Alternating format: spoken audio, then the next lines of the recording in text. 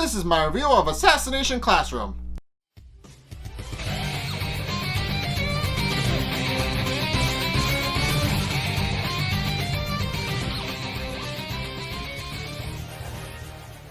Okay, so story time. I've had plans to review Assassination Classroom for a while. I wanted to cover it at some point, and I figured I would do it sooner rather than later. But as it turns out, it wound up being sooner because not a couple of days ago, as I'm filming this, Konami decided they should cover it as well. If you don't know, the Adult Swim on Cartoon Network have a Saturday, well, quite literally Saturday morning, quote unquote, but have a late night Saturday into Sunday block that they call Toonami, which is where they play a whole bunch of anime and adult related cartoons, stuff like JoJo's Bizarre Adventure, Dragon Ball, and of course, most recently, Assassination Classroom. So basically, somebody at Adult Swim decided now is a good enough time as any for Toonami to cover and air Assassination Classroom in their programming block. So I'm covering it now while it's relevant, because I decided to do a good thing and be a good YouTuber and try to cover something while it's relevant. But yeah, Assassination Classroom is, so with that a little bit of backstory out of the way, Assassination Classroom is an interesting show. It's kind of interesting. It's a shonen, it's a slice of life show with shonen elements, if is the best way I can describe it. It's kind of this mundane, it's not really this mundane story, but it does tell the day-to-day lives of its students and how it relates to that. So the story is a pretty straightforward one, and it pretty much sets up everything that you need to know. It's also one of those shows that you watch. You don't have to watch for the plot, but when you do watch it for the plot, it becomes a lot sadder at the end. But in any case, it starts. The episode opens up with their teacher, whose name I will withhold because according to the episode he doesn't have one yet. But this creature shows up to teach the students, and the main character, Nagisa, has everybody stand up and open fire while he takes roll call, which the creature expertly dodges. And then after taking roll call, he remarks that they kind of spent themselves a little bit and points out that he admires their technique, but going all at him at once didn't really pan out very well. At which point one of the students remarks that he could have just stood there and taken it because what they were firing was BBs. At which point he responds no, and that he couldn't actually just stand there and take it, pointing out that they're specially made BBs designed by the government to kill him, and then drives the point home by using one of the students' own guns to shoot his tentacle off, which sure enough regenerates shortly after, and points out that while he can regenerate his limbs, the students cannot, and points out that they need to be careful or they'll shoot their eyes out.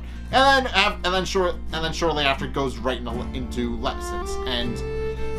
And while he's doing that, and Nagisa and his seatmate, and that is the girl that sits closest to him, Kaede Koyano, whispers to Nagisa that the moon looks pretty, and sure enough, it's a big crescent moon. So, and at which point we actually start going in the backstory, because shortly after this, Nagisa goes into his flashback mode, and sure enough starts reminiscing about how they actually got into the situation and how they wound up being taught by a tentacled creature thing. The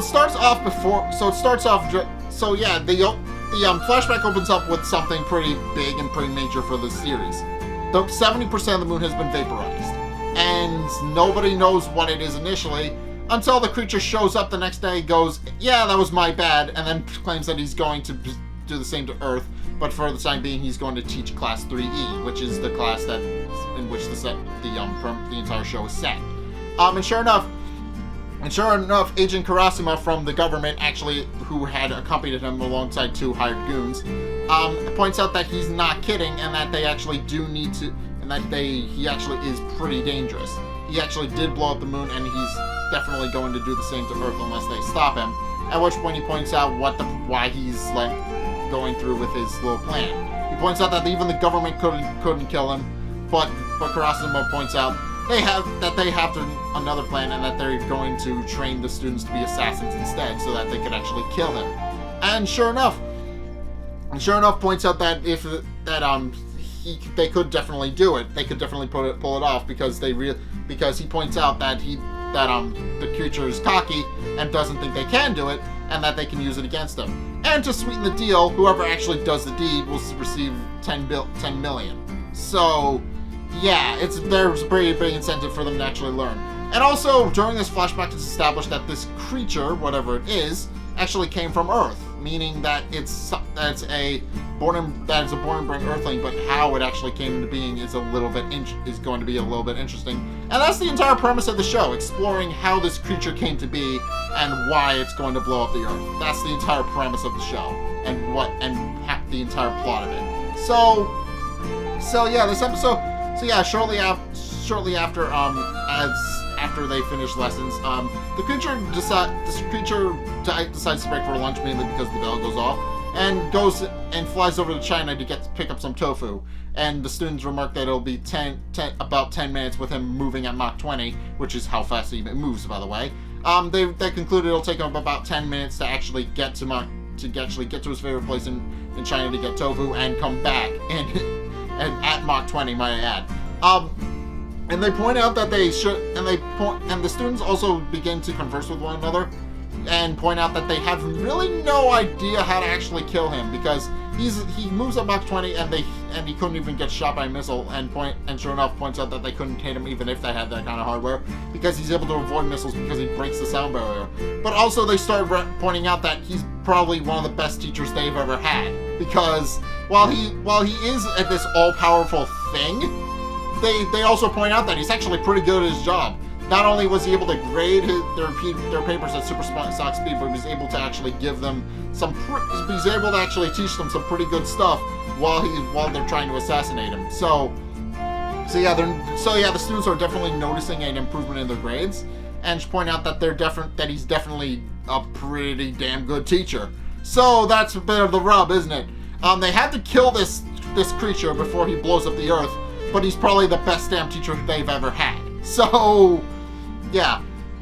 At which point, and it's at this point where Kiyama Terasakasa actually asks Nagisa outside and begins to go over their assassination plan, pointing out that Nagisa has been gathering information regarding the creature for a while now, and has been regarding the creature data involving his moods and how his face changes color whenever he feels different moods, which is the main way that the creature actually emotes, I guess. It's the main way he emotes, because he has a permanent smile on his face. He can't actually change his expression, so instead he emotes by changing the color of his face, which is an interesting idea. I mean, just because he's happy just because he has a smile on his face doesn't mean he's happy. He in fact has several different emotions that he cycles through by showing what kind of color is going on his face. And that's an interesting premise. So that's an interesting idea for how to make a character emote and show what kind of and show body language. His entire body literally changes color whenever he emotes. So, yeah, it's a pretty good way to show that somebody's mood is changing. You can just have them change color, quite literally. But in case Terasaka actually points out that Nagisa and them have been playing this for a while, and that Nagisa is kind of having second thoughts because he's a little afraid of what's going to happen to him. And it's revealed why later in the episode, why he's concerned. But Terasaka points out that he really shouldn't bother all that much and shouldn't really get cold feet, because as he points out, Class 3E is the end class, or at the very least the way Kunugigaoka's junior high, the way Kunugigaoka Junior High actually operates is that it just shuffles all of their worst students off to this remote campus on the mountain, and then just leaves them there and forgets about them.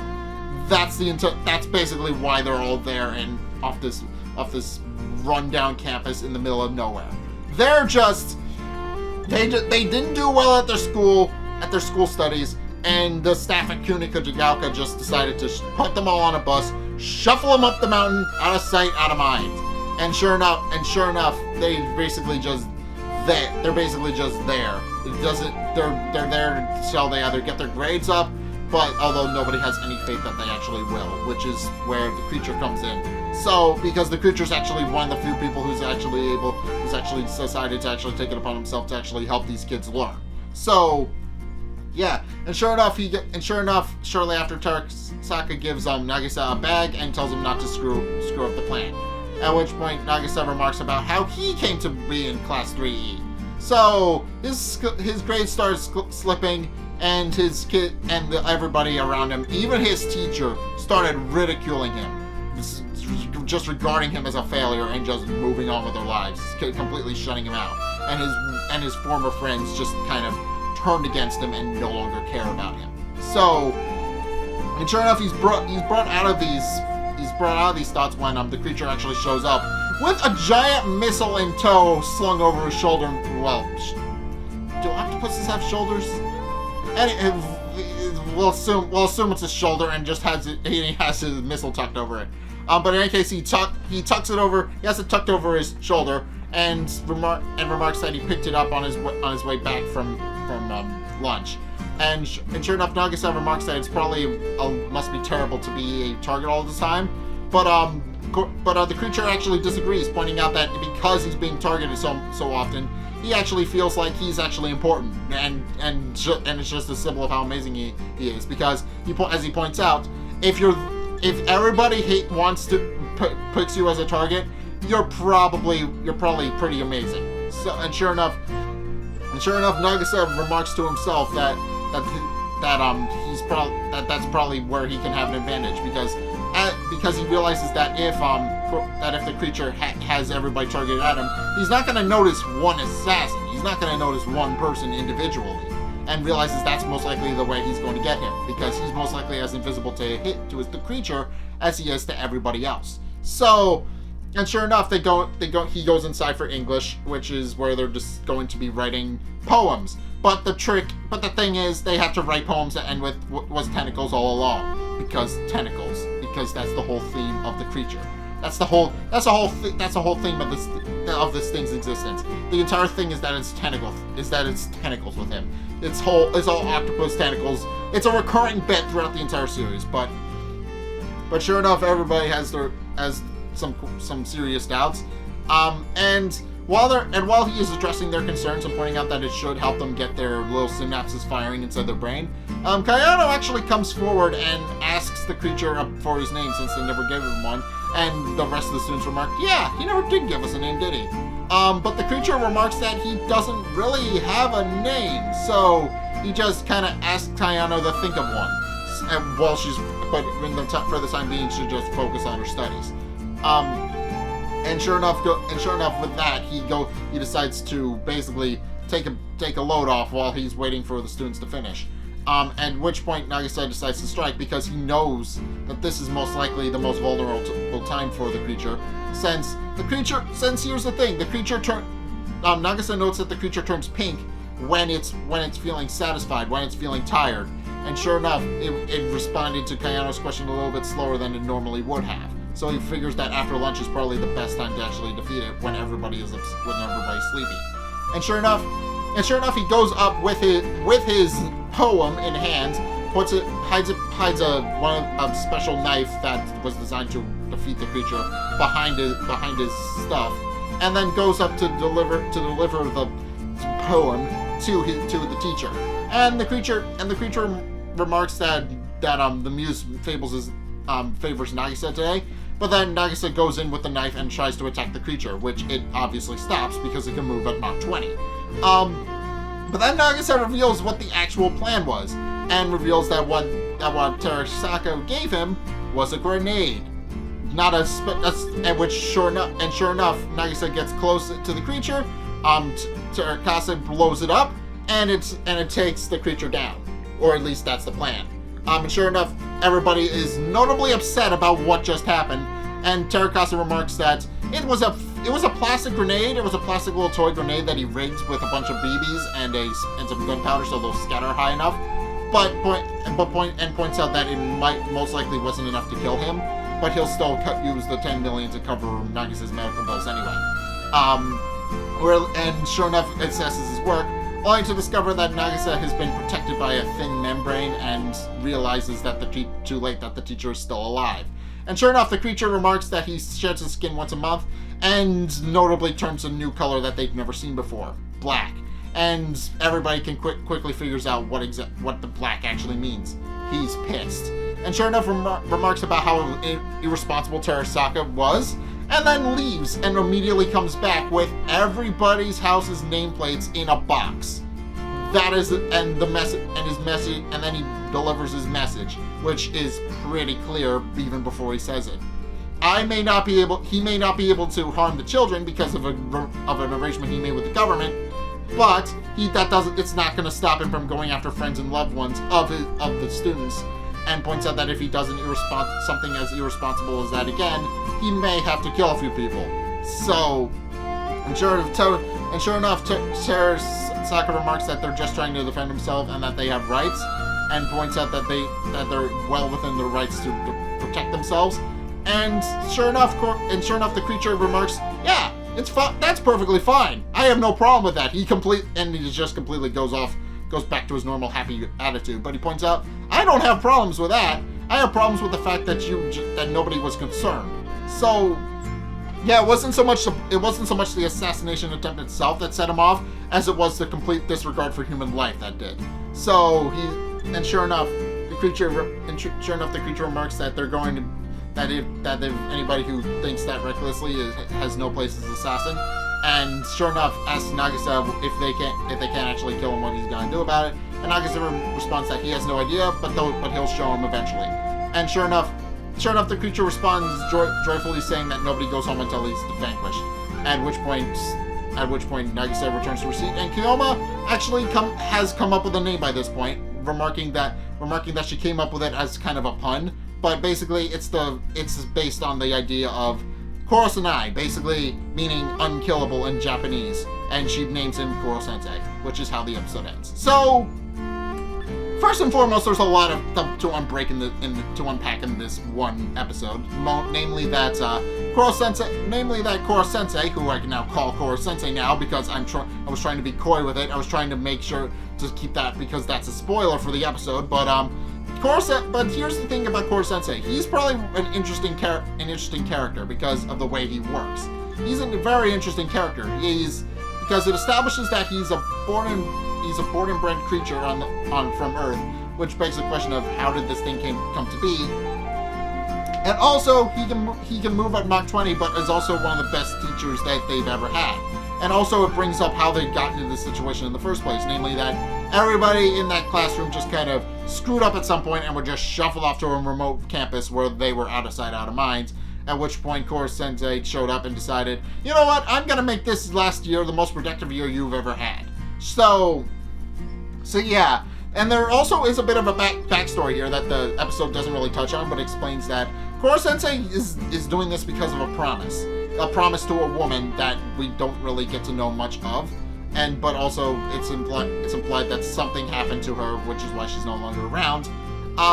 But it's an interesting question of why did Koro-sensei decide to take up this person at their word and decide to teach these kids when knowing full well that the Earth is going to blow up in a year. So, and that he plans to do it. But it implies that Koro-sensei isn't exactly doing it out of spite, but it's entirely possible that he's going to do it just because he can.